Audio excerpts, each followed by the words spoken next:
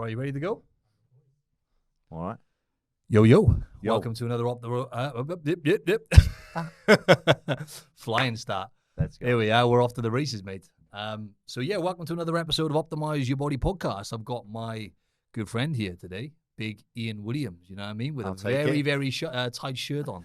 Well, I had to. You shrunk it in the wash again, didn't I you? knew I was coming in front of you, so I had to step it up today. How many push-ups have you done today? About 50. Don't lie. About 50. 50, don't lie. Times 10. I was on the balcony, because he's brown as well, right? So we're very competitive, aren't we? So I was on the balcony, sunbathing, getting my tan up, getting my push-ups, you know what I mean? I've trained all week for this. Is that why the white T-shirt's on? 100%, mate, 100%. How's things anyway, man? Yeah, really good, really good. Business is going well.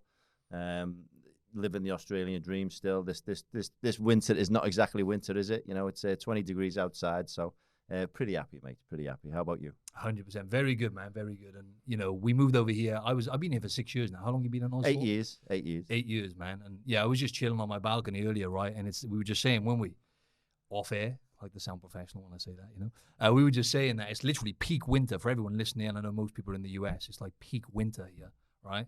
And you're literally sunbathing, right? You can't beat that, can you? It's a far cry away from Liverpool and Cardiff, right? Where we're from. It still tickles me. I'll be on the beach. We live in Sydney. I'll be on the beach playing volleyball. I'll jump in the water. I'll come out. I'll be lying there in my shorts, and you'll see someone walking past with a scarf on and a hat, and you just think, what the hell's going on here? It's just a totally way of life for us, and I'm still not acclimatized to it. It's pretty good. They can't handle it. The Aussies cannot handle it. And you know what you mean. You're listening back to this. I know 30% of you are in Sydney. You need to get in the ocean, right? You going for the cold water? You going for the? I do. Because you live right next to the beach, don't you? You got no excuse. It's right next to me. I do cold water. I'm not doing the ice plunges like you yet. That will be on my radar.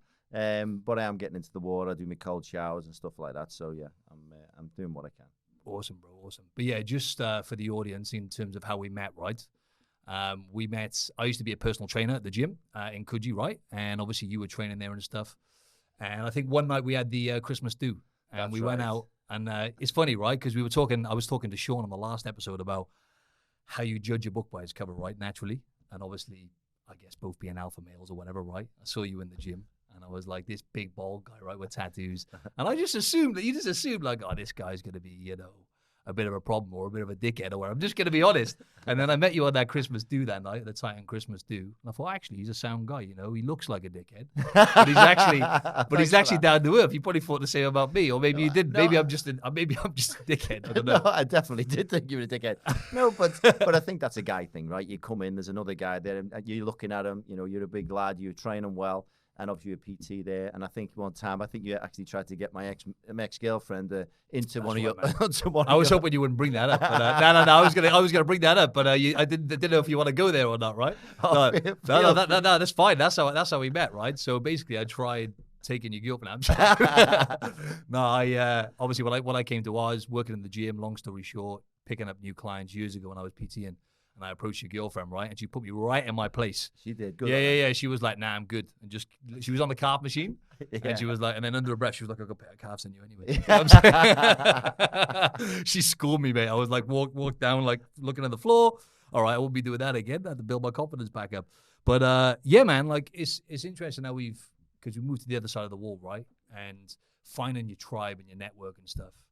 It can be quite challenging, right, when you first moved here. How did you find that, man? Because it's like we've become closer now with the years, and just having someone there who's close to you, who you get along with, who you can shoot the shit with, is really important, right? But it took me a year or so to find my feet here, to be honest. If I'm being honest, I still think I'm trying to get that. I still don't think I've found my complete.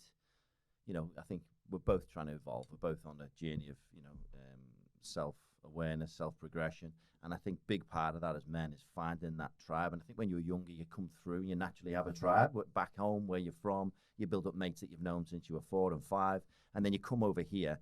And I think the good thing about Sydney and coming to a place like it's very transient. There's a lot of people who've had the balls to get up and move here. And I think that's a good thing. So you're mixing with this positivity and a lot of people who've got the same kind of mindset. But finding people who you genuinely are, have got your back and they say really like-minded you while you're in that journey. I think that's still quite tough. And I think that's good. Me and you have had that. And I think we were just talking about it before. We need to do it more often. And I think we will moving forward. But I still think, I don't think I've found the level of mateship and having that regular quality man time, so to speak, where you can vibe with each other and hold each other accountable as you progress. Because it's a bit different than just going on the piss, right? You can go on the piss, you can have a few scoops, you have a laugh, you get up the next day, but you're not really growing in that aspect. It's good fun. But for me, I still trying to get to where I want to on that side, if that makes sense. Yeah, I got you, man. I got you 100%. And just for anyone listening back to that, any guys or any, females who might have sons and stuff like that, it's so important. There's actually research on it, guys, because women are more social by nature, right? So they tend to have those connections naturally, and they tend to socialize more. Whereas guys, it's very easy for us to just wrap ourselves up in our own world, focus on business. There's actually research to show that you need to have 2 close friends as you get older, and when you get married especially, because that's one of the leading things in terms of like depression and stuff apparently as well, because guys end up just isolating themselves, right? So like we were just saying, allocating that time. I think for guys, we've literally got to make it a practice, haven't we, and be intentional about it. And I think we're holding we're speaking to loads of people now, right? So we're holding ourselves accountable. We've got to back this up now. I think we should lock it in and just, link up, and with Big Sean as well and some other guys, like-minded guys, and just connect, man, because the community and having those people around you is key, isn't it? It's 100%. I think I don't know what it is in guys. I think there's almost you're almost afraid to reach out and say, hey, shall we catch up? And I don't know what that is. Women are much more open to that. They can meet someone down the shop. They go down the cafe, speak to someone. 2 days later, they're best mates, and they're going out. They're going out week in, week out. I think, how the fuck have they done that? Whereas I know I've known you for 4 years or however long it is, and we've become really close friends. But even we don't reach out, and say, hey, let's go down the beach. We only live 5 minutes from each other, and we don't do it as often as we could, and we get real value out of that. So I don't know what it is. We kind of remove that our stigma about that and just kind of reach out. I think it's something that we all lack. Yeah, 100%, man, 100%. But tell the audience a bit more about yourself, man, anyway, because obviously Ian's a good friend of mine. You're from, just for some context, obviously I'm from Wales in the UK, from South Wales, from Cardiff, as we say. And Ian, you could probably hear the accent, right? Especially guys in America. You might not have heard this accent before. You may have, right? He's from Liverpool, from like north. I'm from Liverpool in the north. If you're from anywhere other from the UK, usually ask me if I'm Irish or I'm Scottish. We have a similar almost kind of rough kind of side to our accent. I was born and raised in Liverpool. Worked in the corporate, worked on the corporate ladder for many years. Worked all around the UK, and ultimately decided I wanted to come across to Australia. Was in a relationship. Relationship didn't go too good. And at the end of that, I decided, the time's now. I've always had this burning desire to come to Australia. Something that's never left me. And towards the end of that relationship, I just knew, okay, I need to make a drastic change. I don't need to just sit here and talk like a lot of people do. I would love to do that. That pisses me off. So as soon as I started saying to myself, I would love to do that too many times, I just try and make it happen. And as soon as I switched and said, okay, I'm going to switch my mind from what I'd like to do to I'm going to do, just everything started opening up. And then I came here 8 years ago. It's still in the corporate world. Ended up running a large kind of global logistics business over here in Australia and New Zealand. And then that's 25 years in corporate doing logistics, into my 40s, and decided, enough is enough of that. I wanted to kind of forge my own way. I do a lot of, obviously, being in leadership positions. I love leading people. So decided to break away and do my own leadership business, which I do today. At the side, that coincided with another business, a friend of mine who I'd known across here in Australia as well, another English lad. He mentioned he wanted to start an axe throwing business. And again, now, you know what I'm like. I hear something, I don't look at something and say, and be negative about it. I want to hear all about it. So as soon as you started telling me about this axe throwing business, I said, okay, that sounds pretty cool. Let's have a look at it. Let's have a look at the numbers. Does it make sense financially? And whereas other people would kind of poo-poo the idea straight away, I kind of was quite open-minded. And then we worked together on that. So the simultaneously of starting my kind of new career as being a leadership coach and helping people that way, I also work with a business partner to open an axe throwing business, which is called Kiss My Axe, which is going very well. We've just opened our third venue. We've got the kind of triangle of Sydney covered now, and it's going really, really well. And we actually won New Business of the Year for 2022 across for the suburbs that we're in. So that was a brief kind of overview of me coming from the UK to where I am today. Awesome, man. Shout out to Kiss My Axe as well. You've done a great job, man. It's such a good vibe there. And I've seen the blood, sweat, and tears that have gone into that, right? Because building, you know, brick and mortar style businesses like that, right? And I remember actually, to back you up, you did say, right, when we had that chat, it was Australia Day. It was Australia Day. Yeah. And we were chatting, it might have been 2019 or something like that. I think it was 2019 Australia Day. And you said it, and you seemed really enthusiastic, and you had like it all strategized and stuff, as you do. And you got after it, mate, and you've really made stuff happen with it. So hats off to you. In terms of like the skills you've learned along the way, right? Because I know you mentioned, you know, leadership roles and everything else with what you were doing in the corporate world. Getting to where you are now and actually switching your mindset into like that entrepreneur mindset and actually just getting after it and making shit happen. What kind of skills and I guess traits and characteristics did you pick up along the way, or skills which have enabled you to get so much success with what you're doing now?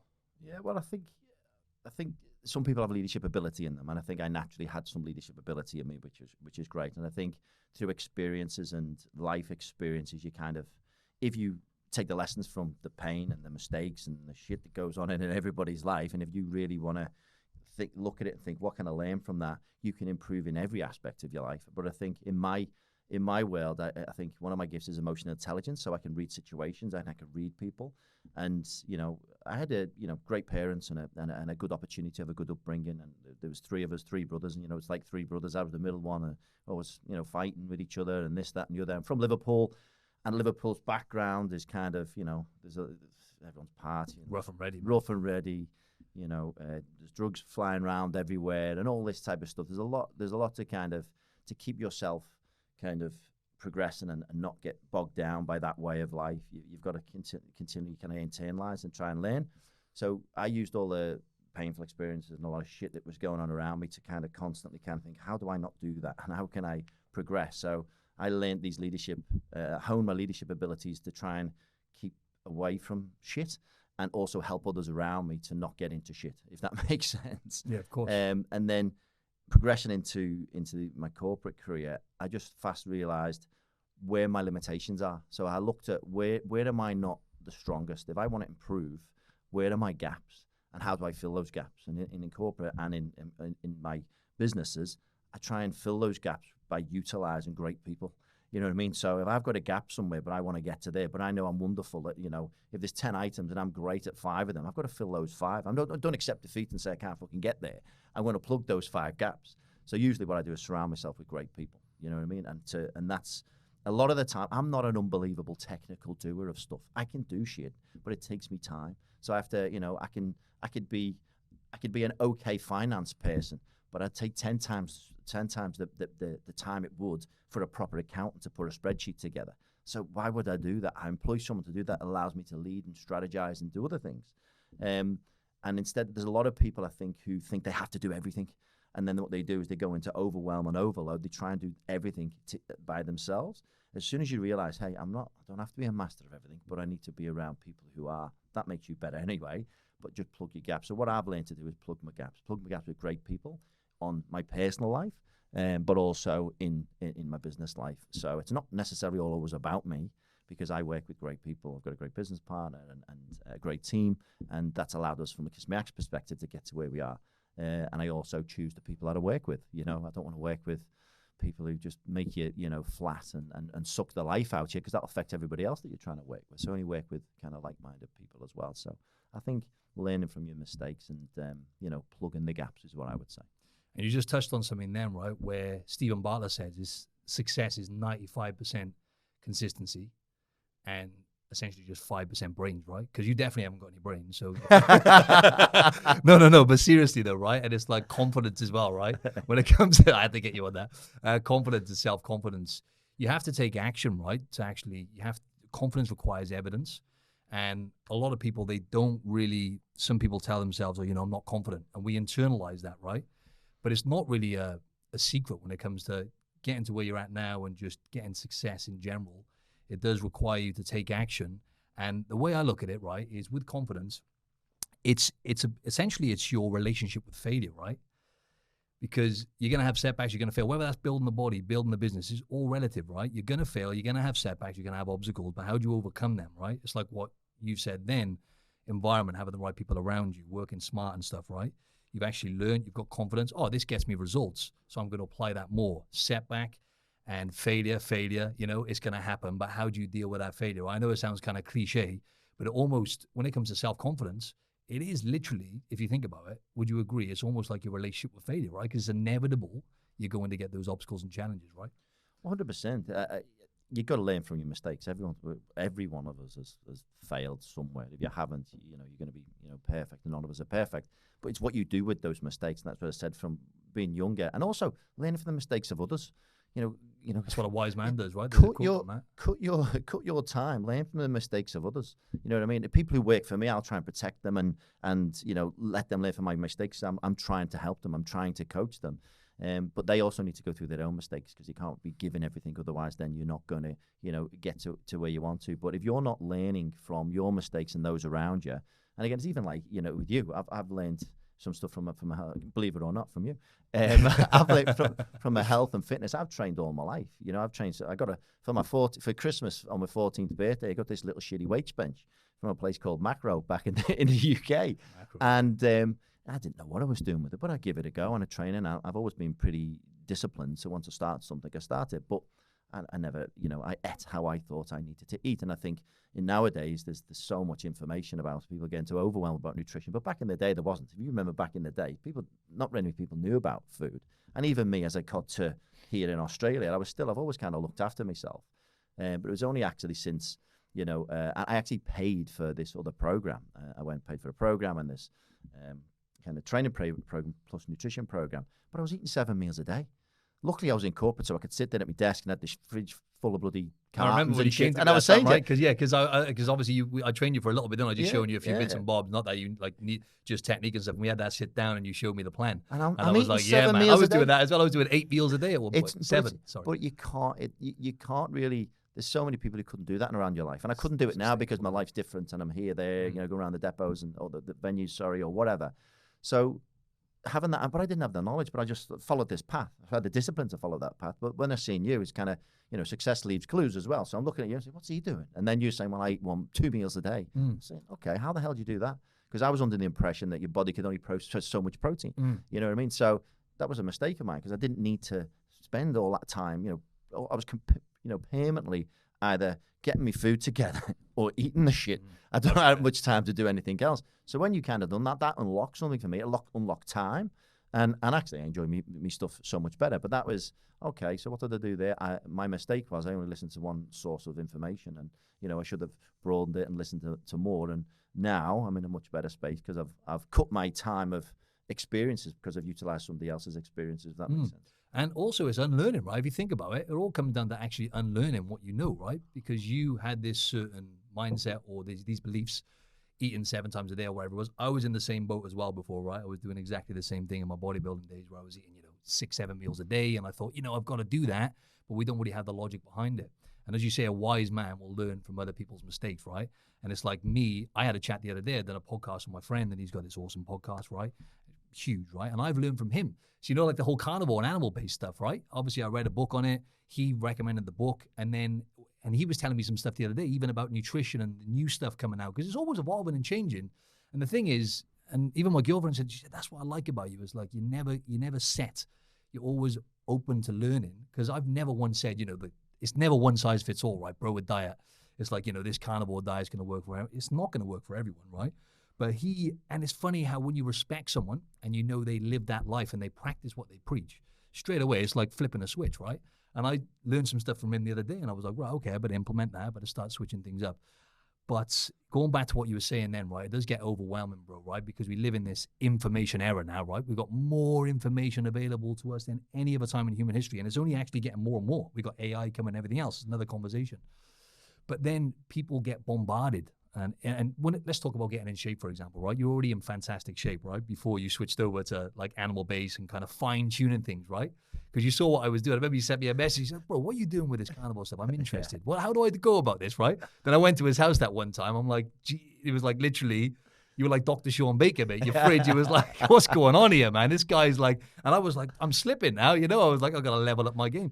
But you need to, like you say, you need to learn from other people, but it gets very overwhelming for people. So that's why people join my program as well. One of the most common feedback I get off people, you probably had this with your clients, is they're just overwhelmed with information and they basically are just not getting results because they don't know what to do. They haven't got that clarity to implement the right things, you know? Yeah, and I think that's where good coaching, good leadership, good, transformational people, that's what their ethos is, to simplify that. It's not just about the information. It's how do I simplify that and how do I connect to people? So I think it's like from your perspective, I would imagine, and I know because I've seen it, you develop a relationship with your clients, right? So you have a relationship where you join, and you're not going to bring someone on who's you would consider an arsehole, or someone who's not going to deliver. Yeah, I don't take on any arseholes. I said that recently. No arseholes allowed. If they're not a good fit, they're not a good fit. In my business, no arseholes. In my business, I have a no dickhead policy. As simple as that. Yeah. I've always had it. No dickhead policy. If I have great people who have great potential, who leadership or emotional intelligence, I can train the rest. Yep. Yeah, no tire kickers is my thing. I always say that, like, no tire kickers, no time wasters. Same for me. I'm not going to kind of coach somebody who is just going to be painful. You almost have to trying to get blood out of a stone. Just trying to justify what's here, because all the success is here, the clues are here. I'm just pointing you in the right direction, and you're not going to take that on board. So I think it's not just about the information, because there's information anywhere. You can go on, as I say, go on Google now and look how to be a good leader. Look how to your best way to nutrition. Look how to train. It's all there. Go into any library in the past, or just look on the internet now. Information is everywhere. So anything you or I say, people would have heard at some point in somewhere. But it's how do you simplify that for somebody? So I think it's about... And how do you make it work for you, innit? Because especially when it comes to nutrition, it's so personalized, bro. Everyone's different. There's so much individual variance, right? 100%. And behaviors as well, even with people you work with, right? And you coach. Behavior change. It is. But for the likes of yourself, I think it's about how does somebody connect to you to understand through? Because somebody else talking next to you, somebody else next to you won't be able to explain it in a simplified version. They will talk. From a corporate perspective, I used to go in so many, training workshops, or go, a week away, or whatever it was with business. I've worked for big global businesses, and they do invest a lot in this leadership training, kind of area. But the amount of times I've come out with a big booklet like this, and I've been bombarded with information, and people have spoke at you, and you don't actually get anything from it. You don't go away with tools. It takes me back to being in school, right? It's almost a similar thing, right? Yeah. In school, you just get talked at, you sat down, and then it's just so exactly. And not a lot of people, number one, learn like that, but also you don't buy into people. So it's about waking somebody's passion, so they remember something you've said. So it's all, me and you've come from different backgrounds, from people who would, the generic people who would talk in a leadership aspect.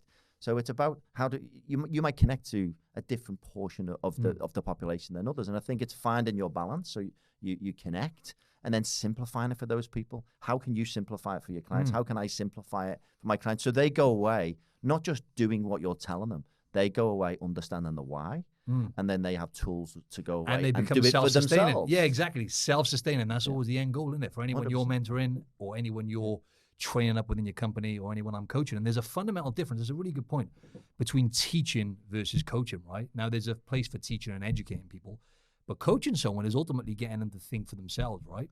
And actually asking the right questions. Because when you're talking, you'll know this yourself, right? You can probably relate to this. I could tell you what to do now, right? And you'll do it, right? Your discipline and everything else. But when you get someone to actually have that realization and actually articulate it themselves, right? So, for example, ask them a question. Okay, so what advice would you give yourself right now, for example, right? And then they say, I would say that I need to prepare my meal. I'm just using random examples. I need to prepare my meals better. And I definitely need to plan my week on a Sunday because it's making me sloppy or I'm just being disorganized. And then as a result of that, I'm not being consistent, right? And when you say it, there's research on that. When you actually say it yourself, it sinks in better as well, right? So that's just a random example there of teaching versus coaching, right? But it is all about being self-sustaining in any area of life, right, mate? But when it comes to just on the leadership topic and obviously confidence we were talking about, right? I want to just delve a bit deeper into this topic because I do get a lot of questions on this, right? And a lot of people are essentially struggling with confidence. And I know it's a very broad term, right? It's like self-confidence, body confidence, right? But with where you're at now, right? And let's just talk about training, for example, right? Because I always say to people, when it comes to, you've been training for decades now, right? Well, 3 decades, right? Yeah. Because by the way, Ian's 45. I'm 46 on Tuesday. It's my birthday next week. Man, happy days, man. Happy, yeah, because you've got pretty much exactly 10 years on me, man. You know what I'm saying? So you would never guess that, man. I mean, come on. Look at the shape on him, like, you know what I mean? Anyway, moving on. What was I saying then about confidence? Character building, right? The whole process of like getting in shape, for example, right? I feel like it's the character building process along that way and the lessons you learn, just like you said, right, which actually makes you better and better. And what I find is people get so caught up on the vanity metrics, right?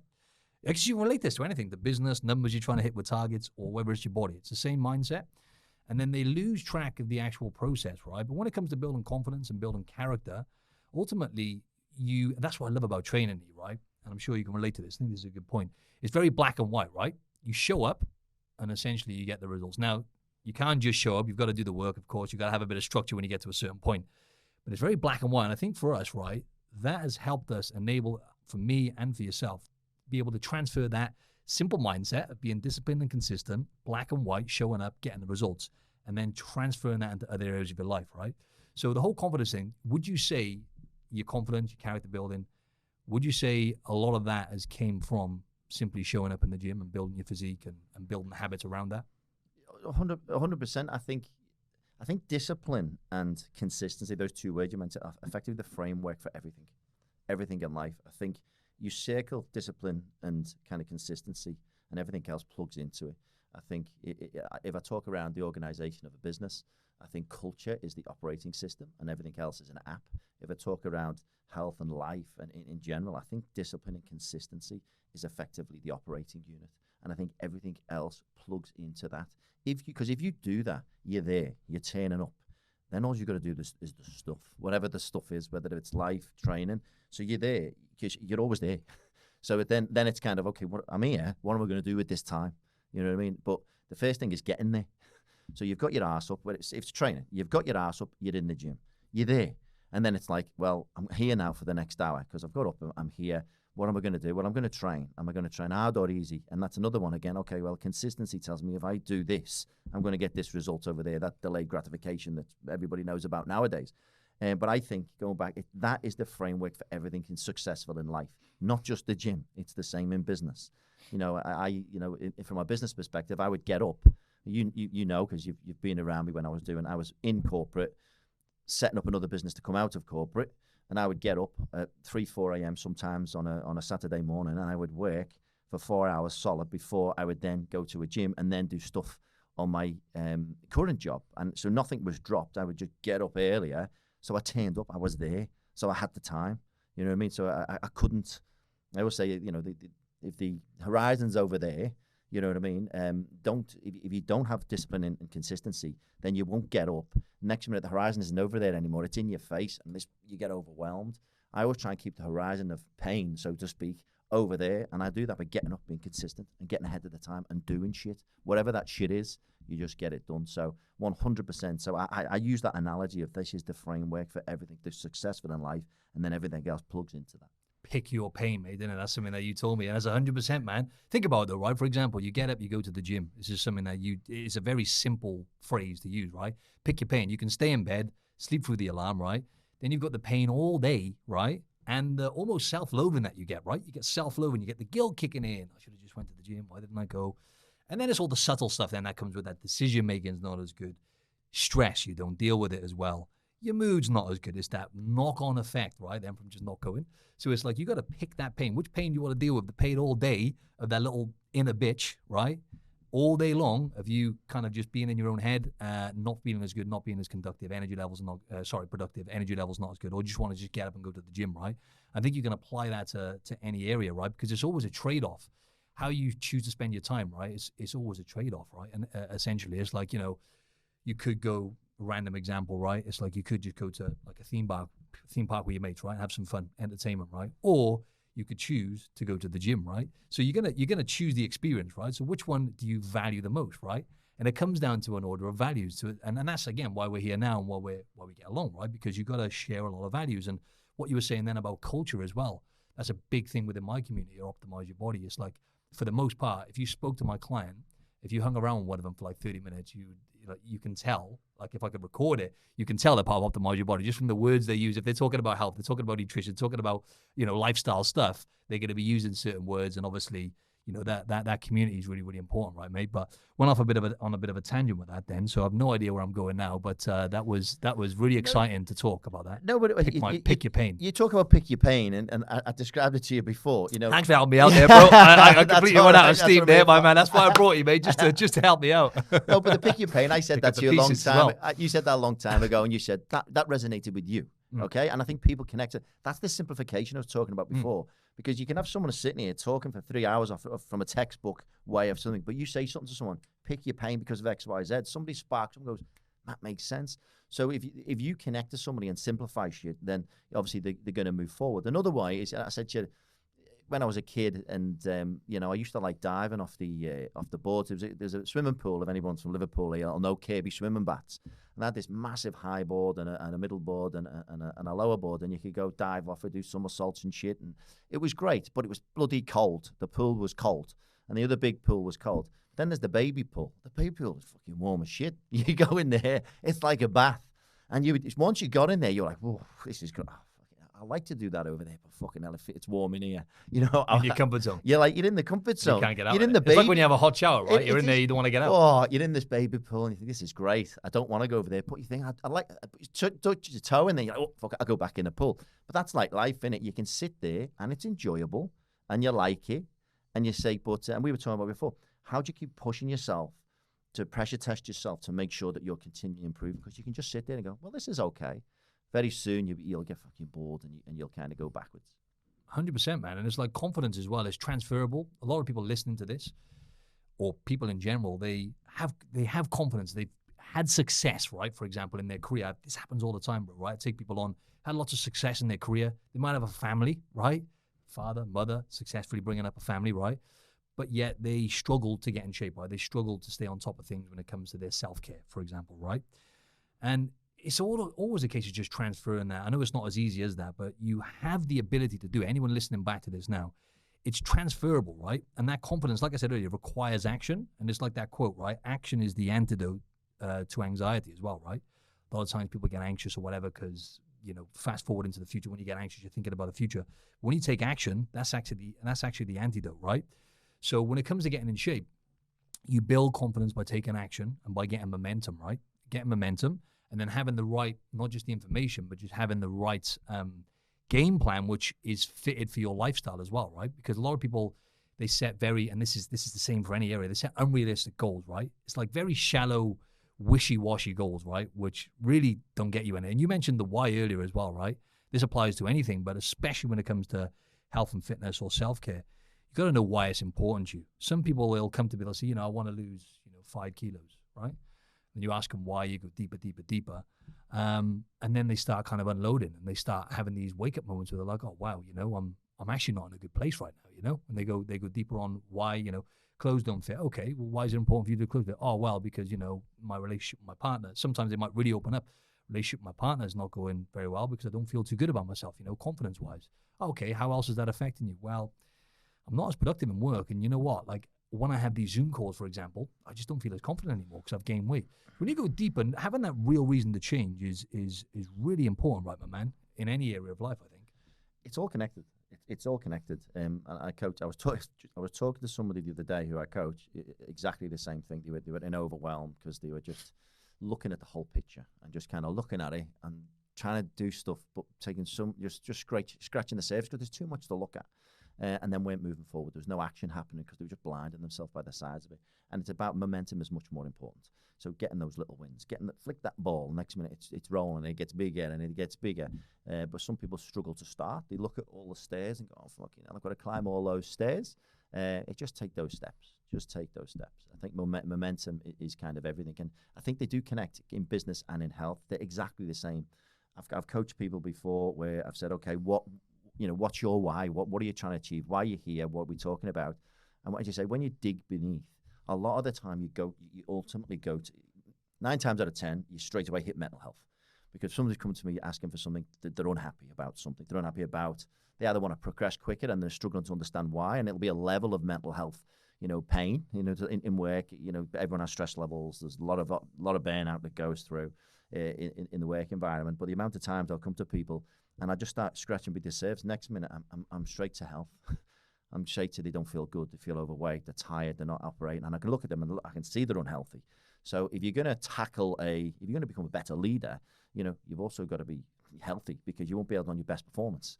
So I always, I talk around meditation, I talk around getting up and getting your routine in place, getting your eating habits right. Are you working out at all? And that might be for somebody who's never worked out, somebody's very out of shape. Start walking, start doing something. Let's get you moving, and then they start feeling better, and then it allows them to have the headspace to do the shit with work that I'm going to get them to go with. It's all interconnected. And me myself, when I've gone through some of the worst times in my career of stress, when you're running a large business and you're answering to a lot of people, you're working for a lot of people effectively. When you're a servant for people who are underneath you, really, when you're in a proper leader, plus you're dealing with people, there's always, unless you're God, there's somebody above you, and sometimes they're a pain in the ass. So you're dealing with all. I'm sure people can relate to that. I'm sure they can. There's a lot of pressures, but what I found, which kind of held my line and kept me consistent, and something that never wavered, was my health and fitness. So I would still get up. I would get up no matter what time I finished. I would get up at the time, 4 or 5 a.m. I would do work. I would meditate. I would get to the gym. I would do that. So I never had that part of my life which wavered. So when all the shit's flying around everywhere, if you've got that ground and that core foundation that this is me, I don't budge. I don't fucking budge. This is how I operate. I think that allows you to do that in your work life. No matter what shit's coming in your work, it helps you have the same kind of way in work as well. You can't affect sometimes what's happening in and around you. There's a lot of pain. There's a lot of in your personal life and work. But as long as you remain consistent and disciplined to a way of living, which is hopefully you being a good human being, number one. But number two, that you're making your health and fitness kind of a priority. It helps you so much in a business life. And it helps you become a better leader, and obviously be more successful all around. Looking at the whole wall, right, rather than building the wall brick by brick. I think that's a big problem, isn't it? Because naturally, people look at the whole wall. It's got to build that wall brick by brick, right, man? And what you said then was spot on, right? Because people know I've shared my story many a times, right? But you can relate to this because it's similar for us, right? Coming from the lifestyle in the UK and the lifestyle we used to live and everything else, right? We weren't perfect. We would excessively drink. We would go hard on the weekends, right? Let's be honest, right? For a long period of time. Too hard. But because it's way too hard. It's another conversation. We'll do another podcast on that, but that might be a private one. No. No. But the mental and emotional benefits, right, is the key thing, which I'll get to next. But it always kept me grounded as well. And I always say to people, I think that you can relate to this as well. I put a post up on this. Fitness literally saved my life, man. Seriously. Because, I mean, I may have been successful, may not have been without, but that was everything for me, just having that there always. And it's the mental and emotional health. You ask anyone, people like me and you have been training for decades, right? It's the mental and emotional health and all the other benefits that actually keep you going. Don't get me wrong. Ian and I like to look fantastic. I mean, we've done extra press-ups this week, and I mean, we've been training like absolute beasts just so we can, not that we're vain or anything, but no, I mean, if you say you don't want to look better, most people are lying, right? We all want to look good, but the main thing which keeps you going is the mental and emotional benefits, right? And it has to be rewarding, right? I think people need to understand that as well with discipline, right? People think discipline, they might look at us, for example, and say, some people might look, they're so disciplined. How do they do it? It's because we get rewarded by that self-discipline. We actually enjoy living this life because it's taken us, because when you're consistent for a certain amount of time, you start naturally connecting the dots and you start getting a dopamine hit or whatever it is, the endorphins, and you actually get rewarded from living like that, right? And just one more thing on that point. I had a chat with, I haven't gone through one podcast yet without mentioning her name, Janini. She's loving it. Yeah. she's like, wait, I had to shout her out. She's great. I might not be in a good Shout out to Janini. Shout out to Janini. Yeah, exactly. But we had a little tiff the other day, right? We had just like a little, it's like you have disagreements. It was no big deal. But what I did is I saw them. I never check my phone. See, when I'm going to the gym, I don't check it until I put music on, obviously, when I'm training. But I won't check because I guard my inputs in the morning, right? Because I know if I look at that phone, straight away, bang, I'm in that stress state. I'm out of that calm state. So I go to the gym, calm state, and I saw a message. I thought, I better check just in case, right, on WhatsApp, because I had a few things pop up, and I looked. And yeah, Janine had a little disagree, so I thought, well, I'm not going to reply to that. I'm going to train first, right? Because I know when I train, I'm going to be feeling so much better about the situation afterwards. I'm going to make a better decision. I'm going to be a lot calmer, right? And I'm not going to be in that stressed state where I might make a decision which might not be ideal. Or I might just not deal with it as well and then potentially cause more problems, right? So when you have it as it's like therapy, right? I guess it's like therapy for us, right? Training. It's our number one go-to therapy, isn't it? No, 100%. And not just on a training aspect. It's the nutrition. And it's the ripple effect, yeah. But it's the nutrition, if I can something sprang to my mind when you were speaking just a second ago is I actually find it easier now. People, you take about how do you do that? I find my way of life easier than before I did it because it's simple. Such a good point. It's so simple. And I know it sounds, not easy though, but simple and easy. Different. Yeah, just so people know. But, yeah, it's simple as hell, isn't it? I have to turn up, so I have to be consistent. But with the nutrition, pick your hard though. It's simple. My nutrition is so easy. Yes, I follow I follow the animal-based diet, similar to yourself, and I kind of got that kind of from you, and I've learned a lot from listening to other bits and bobs. But I've learned to my body for the last 8-9 months. I've been on it. My joints feel better. I'm leaner. You've actually built muscle as well. How the hell you added more muscle on, bro? I've built muscle. I feel so much better. I'm sharper. Yeah. I feel younger. And it's so much more convenient for you. And it works for you, doesn't it? It complements your lifestyle. It works for me. Complements your lifestyle. I don't have to eat as many meals. I'll eat 2 meals today. I used to eat 7. When you said 2 meals, I said no chance. And now I'll eat 2 meals, maximum of 3. So everything's easier for me than it used to be because of that. And that's cutting through, simplifying stuff, cutting through my experiences through others' experiences and making it easier for myself. So when people say, how do you do it? I know it sounds bad.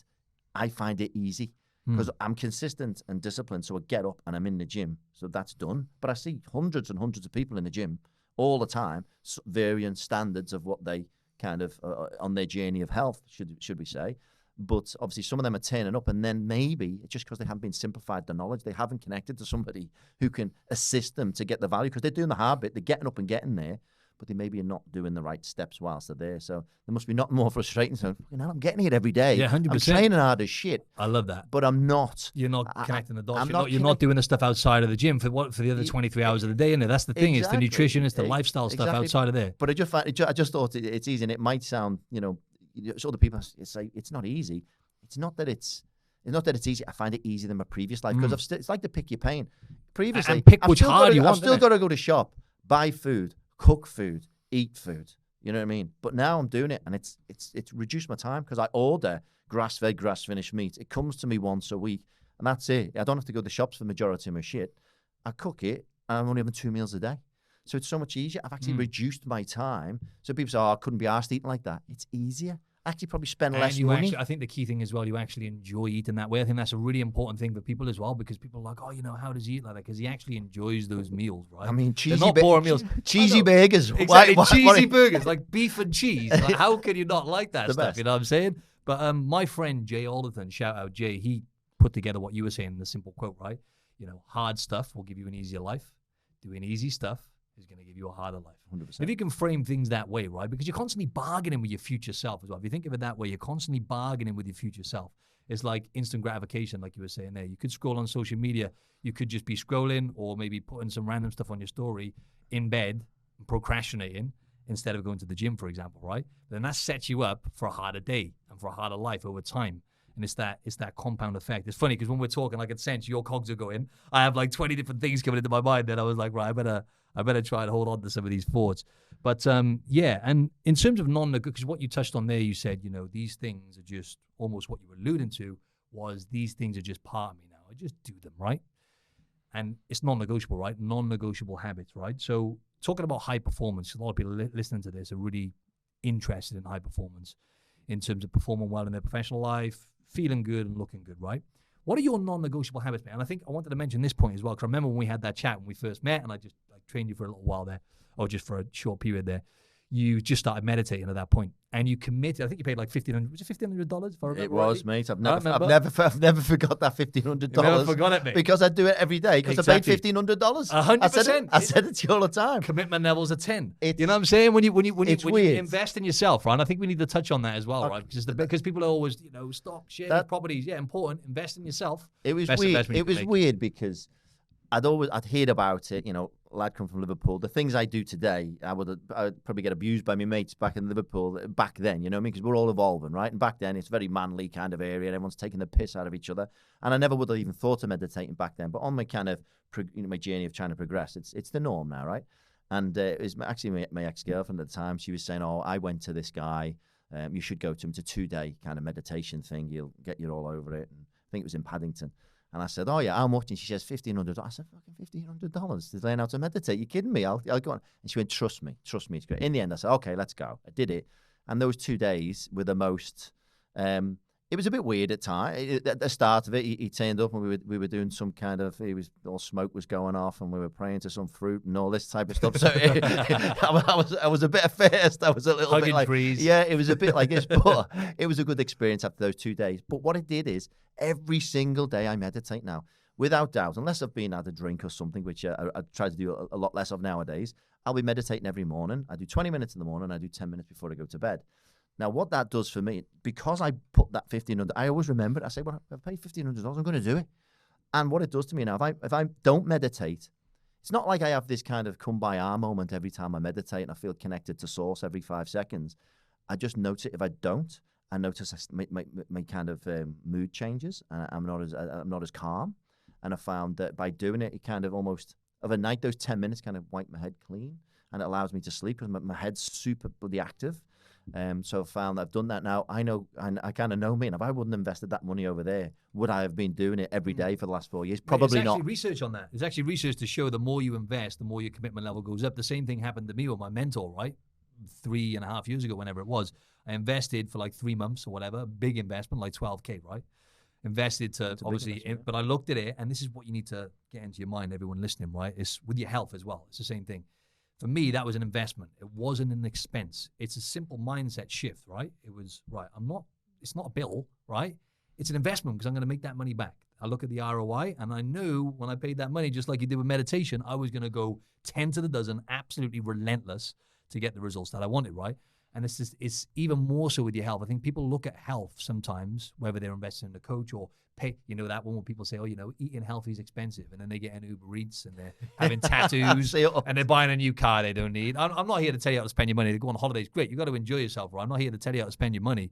But sometimes, not sometimes, a lot of the times, it is an order of values again, right? And it's priorities and people bullshit themselves, right? And they kind of tell themselves that story. But when it comes to investing in yourself, right, you do need to look at, especially your health, you need to look at that, however you're going to do that, whether it's a gym membership, whether it's hiring a coach, whether it's whatever you're doing, buying food. And I spend a lot of money as well on food, right? And much like yourself, well, I don't spend a lot because I don't eat out, right? And like yourself, you already eat out. And if we do, it's the same place all the time, isn't it? Shout out Macellaria as well. Macellaria in Bondi. But yeah, so it's an investment again. That's like when I look at those foods that I'm buying, because yesterday I bought a load of Scotch fillet steak, right? It was on offer and stuff, and I went overboard. Like, it's on offer, so I went crazy with it, right? But I was like, yeah, okay, whatever. I just dropped like $300 in the butchers, no problem. But that's an investment. That's a non-negotiable for me. I'm going to be sharper. I'm going to be thinking clearer. I'm not going to be hungry, making poor choices with food. So I think that's the way you got to look at things, right, mate? Especially when it comes to your health. And investing in yourself is a different, because some people listening back as well, I think, maybe they haven't ever invested in themselves. And I think it takes that experience for you to have that mindset, whatever area that is. It could be business, could be hiring a business mentor like yourself, it could be whatever. It could be investing in a therapist for your relationship, whatever that is, right?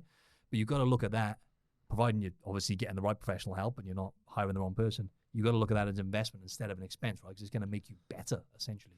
100%. From your aspect, you're invested in your health, right? So you can either spend this much. And to your point, that $300, which lasts you probably a week, that meat, right? Other people are spending probably that and more if you consider what they're buying and all the shit that, all the processed It'll last stuff. me longer than that, actually, because I got some to stock up. Just to be clear here, they're like, how much is this guy eating? Like 6 kilos a day? But all the processed foods and all that along, and then the meals and this, that, and the other, they'll be spending usually a lot more than that, right? So I don't think actually when you correlate pound for, dollar for dollar, it's probably pretty similar.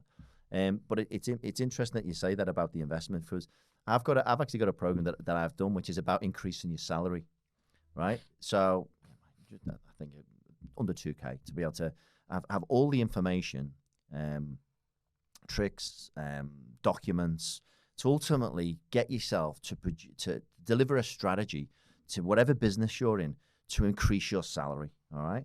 And you might be in a business where you might be working with assholes or whatever it may be. That business has just got a ceiling or you've got a ceiling, but you'll identify that ceiling and that'll tell you to go and move on somewhere else. So I'm talking about to add weight to what you're saying.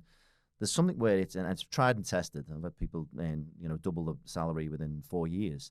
So there's this methodology we say you invest this in yourself and you will get this much money back. So it's going to actually not just help, but financially you're going to be far better off. And the amount of times I'd be talking to people and I'm trying to justify the fact that they're going to pay this to equal that. And you're going to get more money.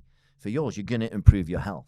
But it's the same mentality. People need to understand, investing that money locks you in. You're going to do shit, especially for people, if they're coming to you, they usually might have an issue with consistency and discipline. That financial impact gets the motor started on your consistency and discipline. It's kind of like revs you up. It's kind of like, well, kickstart. It's the biggest, whether we like it or not, money talks, right? And it makes everybody has an emotional feeling. It ignites a lot of people. So once you're invested there in your health or there, once you've paid that money and it to you it feels considerable, usually it's going to get you out of bed and do the things you need to do. So stuff in my world, it's you need to get up, you need to do the work, additional stuff, ultimately to do the hard stuff to make your life easier over here. Do the hard stuff, get paid more money over here. Dude, you produce better, don't you? Do the hard stuff, improve your health. 100%, mate. And what you said was bang on, because like my clients as well, I get this feedback all the time. They're producers. A lot of my clients, they high up in the corporate world, just like you were, or they're entrepreneurs or whatever, right? A lot of them are high performers, and they produce better, right? They just produce better work. It's better for the economy. It's better for the world, the economy. It's better for the world. You show up better in your relationships, right? And it's that whole ripple effect of what you get from that, right? So, and when I've had example as well. I've had some clients who've been with me for years as well, right? Because they just love that structure as well, and just having someone there so they can just go bang bang. And like yourself, right? You know, with the animal based thing or whatever. Like you'll look at me, you'll suss it out. You'll have like this look in his eye. I know he is, right? He'll have like this little twinkle in his eye, and he'll squint his eyes a bit, and he'll look, and he'll go, oh yeah, okay, all right, wicked. And then before you know it, he's off to the races. And that's what, you know, a lot of my clients like. They just need, and then they need someone to check in with. They need someone to just essentially guide them, right? Just like in any area of life, I'm sure you've had mentors yourself, right? Whether or not, and it doesn't always have to be like, when I say mentors, not necessarily someone you're investing in. It can be anyone. I had podcasts, people on podcasts that I really looked up to. And it was almost like, you know, when you're driving a car, imagine you're driving a car, you've got no sat nav, right? And you're just chasing your tail. You're not getting to the destination. You're detouring everywhere and you're not getting there, right? Essentially, having guidance is key, right? Because that's like the sat nav, which is gonna help you get to that destination, right? 100%. And in business, I didn't necessarily have a mentor per se, but I learned from so many people around me. Been you know, but without realizing that, like, there's certain people that who worked for me, I would learn from, because you know, just because they work for me, they're highly skilled in certain areas or do something wonderfully, and I was just like a sponge constantly. And you know, I've had a couple of people who've been in my life. One particular guy in the UK and another guy in Australia who's actually from Germany, and I've learned so much from them, how they operate, what they're about, and I would just sit there. Like I said, I was watching you with, what's he eating? I'll have a bit of that. And same with these guys. I'm just like, how do they operate? And I think, I really like how that person operates. I really like what they're doing. And again, just soaking that up. I think if I would have got a mentor earlier, I think I would have progressed a lot quicker. I mean, I'm 46 next week. I think I would have been where I am probably 10 years ago if I would have invested in a mentor in my early 20s when I was pissing around, getting on the piss and partying in the UK. If somebody would have given me a clip around the ear and said, look, you've got all this natural ability, you are a good leader, you've got all this ability, let's shortcut this, and somebody who I respected, because I know what I am, I would go, okay, and I would have got a lot further than I am. What I've had to go through, and I've learned through experience, so I've got a lot of war wounds on my back, through all these crazy ass experiences in work and everything. I've come to the point of near burnout, working with some absolute arseholes in the cold world, which I'm sure anybody on here would have had the similar. Working with arseholes is never fun, man. That sucks the life out. Energy vampires, right? Yeah. Energy vampires. Sunshine vacuums. They suck the fucking sunshine out of a room. No, but some of them, not just arse, there's some real bad eggs out there. I only employ good humans, but I've worked around some bad human beings. You know what I mean? There's some out there that everybody on there would have had a bad boss. You know, there's some out there, but I've had bad peers. Some of the things I've heard through the corporate world is shocking. And the higher you get, people think, oh, it must be wonderful up there in a boardroom and that. No, it's not. There's arseholes there as well. And even I'll be sitting there looking around going, how the hell is this person in this position? The person's full of shit and doesn't give a shit about anybody. And pick up on energy and you tell straight away, but you learn from that as well, because you learn from. It's like, you know, from a health perspective, if you're sitting there and somebody comes through the door, and they're clinically obese and got Mars bars sticking in the face and they look like they're about to keel over, you're not going to follow that path. What is that person doing? I'm going to do the opposite. I'm going to look that way. It's the same in business. You know, if I'm sitting there and I'm looking at somebody and they keep, the teams keep falling apart and I'm watching what they do, I'm going to say, I'm going to learn from those mistakes. and I'm going to look towards people who are. It goes back to judging the book by its cover. It's like why I thought you were an arsehole, right? Because no, seriously, it's a competitive thing though. Because I probably thought some kind of this guy's in better shape than me. He's taller than me as well. You know what I'm saying? This guy's like 6'4". I'm like, who is this guy? You know what I'm saying? But no, it's funny because I had a call with a client the other day, right? And it was interesting because it was a coaching call, like a group call, and we stayed on at the end. And he goes, "I'm pissed off, mate." I'm like, "Oh, what's up, man?" Like, thinking, what's not working for you? Like, what's going on here? He's like, "Mate, I've spent a whole decade," he said. Do you know you were saying then about getting a mentor earlier? That's what happened to me. Shout out to Mind Pump podcast as well, right? Because with my binge eating and all the stuff I was struggling with when I was doing the bodybuilding stuff, I tuned into, there was the first podcast I ever listened to back in like 2015, and listening to them again, they've walked the walk. One of them was a competitor. They were trainers for like decades, and they've been through a similar process. And then I knew a lot of the stuff they were talking about already, but because I respected them, and obviously, again, it comes down to like judging a book by its cover, whatever. I'll be like, yeah, these guys know their shit. And I started implementing it, turning things around. My client said to me the other day, he said, "I'm pissed off." He said, "I've spent a decade essentially feeling like shit and in second gear. A decade, not at my best. And within like literally 2 or 3 weeks, he's feeling like a new man, feeling better than he had in over a decade." And he said, "The only thing I'm pissed off about is just not taking action earlier." And again, it's not necessarily about hiring. We're not talking about that. We're talking about taking action sooner rather than later, and essentially having some sort of clarity in terms of what you're doing, right? And like we say, build on the wall brick by brick. Hey, Ian, we're going to have to wrap this up soon, bro. I could talk to you all day, man. I'm going to turn this into like our mate, Joe, right? Big Joe Rogan, isn't it? Our buddy, isn't it? Like, Ian before, he was like, "Oh, yeah." He goes, he spoke to Joe. What did you say? He said, "You heard what Joe's talking about lately?" I was like, "What?" He goes, "Our mate, Joe." Like Joe Rogan, like he's your best mate, Joe. Turn into a 4-hour episode. But no, man, first of all, mate, just a real quick one before we wrap this up.